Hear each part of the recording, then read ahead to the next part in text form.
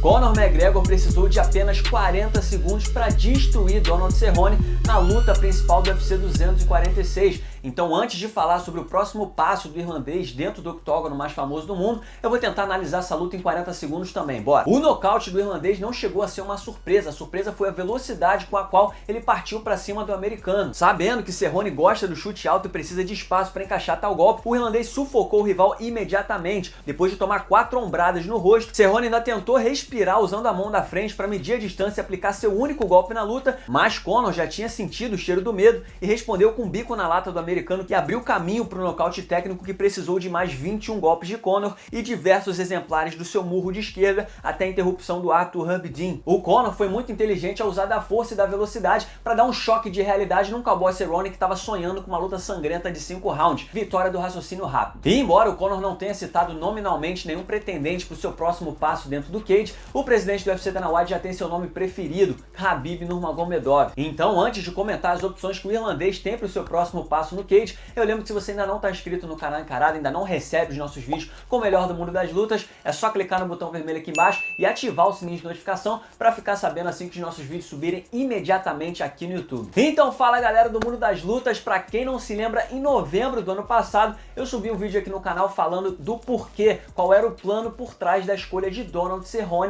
para ser o rival do retorno de Conor McGregor. E a ideia principal desse vídeo era ressaltar que o Conor, mesmo 15 meses afastado, mesmo depois se envolvendo em diversas polêmicas, o que fez com que ele perdesse um pouco do poder de negociação junto ao UFC, eu lembrei que o Conor precisa de muito pouco para recuperar tudo isso. E o Donald Cerrone era um casamento de estilos favorável para ele, passou longe de seu desafio mais difícil disponível no plantel do Ultimate, então ele foi escolhido a dedo com essa vitória em 40 segundos. O Conor está de volta ao esporte, vindo de vitória com a confiança recuperada e agora sustenta a posição que ele mais gosta. Tem várias opções muito boas à mesa para negociar à vontade com o UFC. Em todas as entrevistas que deu após a luta, o Conor se mostrou grato e até meio que emocionado com o fato de poder voltar a lutar e vencer no octógono, mas em nenhum momento ele demonstrou um interesse maior em um rival em específico. Ele disse que só quer se manter em atividade. Mas em conversa com jornalistas logo depois do UFC 246, o presidente do UFC, Dana White, falou o seguinte, abre aspas, Conor tá obcecado em conseguir a revanche com o Khabib, ele não estava 100% na primeira luta.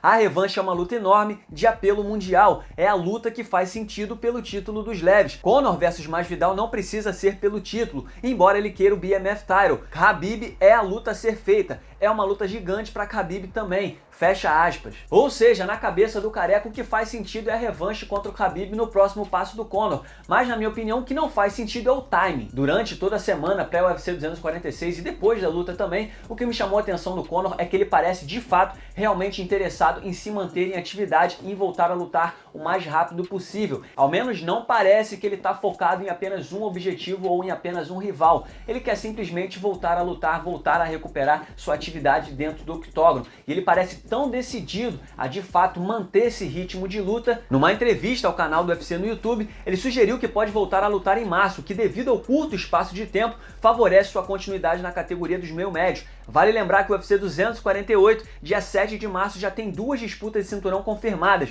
Willy Zen versus Joanna Jedrzejczyk pelo cinturão peso palha e Israel Adesanya versus Joel Romero pelo título dos médios. E nenhum desses combates foi anunciado como luta principal. Conor ainda pode entrar nesse evento. O problema é que o UFC 249 com Tony Ferguson versus Khabib Nurmagomedov só acontece em abril. Essa conta não bate, não tá fazendo sentido. Então das duas uma, ou Conor McGregor vai ter que convencer o UFC a deixá-lo pisar no octógono novamente, ou o UFC vai ter que segurar a onda do Conor e não deixá-lo arriscar a chance de justificar a sua chance pelo cinturão dos leves, quem sabe aí no segundo semestre. Lembrando que para essa revanche acontecer, o Khabib ainda tem que passar pelo Tony Ferguson. Outro detalhe é que antes do UFC 246, o Conor deixou muito claro que estaria disposto, ficaria feliz de ser o plano B para Khabib versus Ferguson. Ele não está confiante de que essa luta vai acontecer, ele acha que algo pode acontecer, a luta pode acabar cancelada pela milésima vez, então ele estaria disposto a se manter ali perto da categoria dos leves para ser o substituto caso Khabib ou Tony Ferguson se machuquem e saiam da disputa de cinturão agendada para abril. O principal treinador de Conor, John Kavanagh,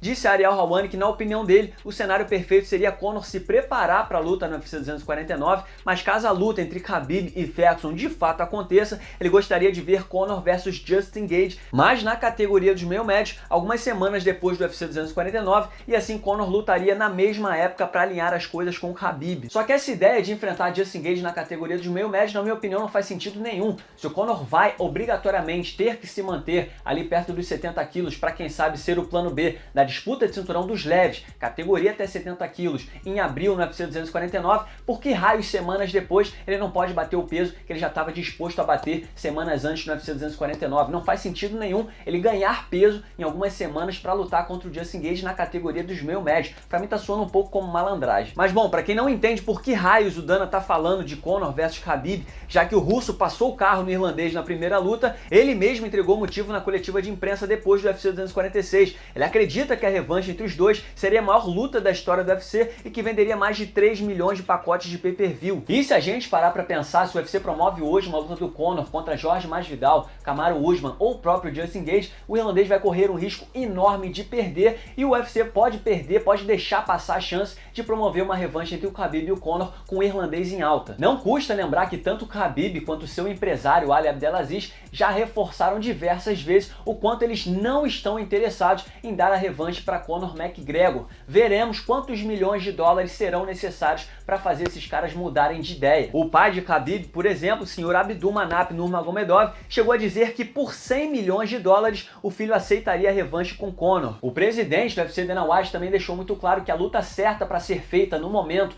na categoria até 77 quilos é a luta entre Jorge Masvidal versus Kamaru Usman pelo cinturão da categoria dos meio médios. Ele disse que adoraria sim ver Conor versus Masvidal ou ver Conor versus Usman, mas que certas vezes você tem que fazer o que faz sentido.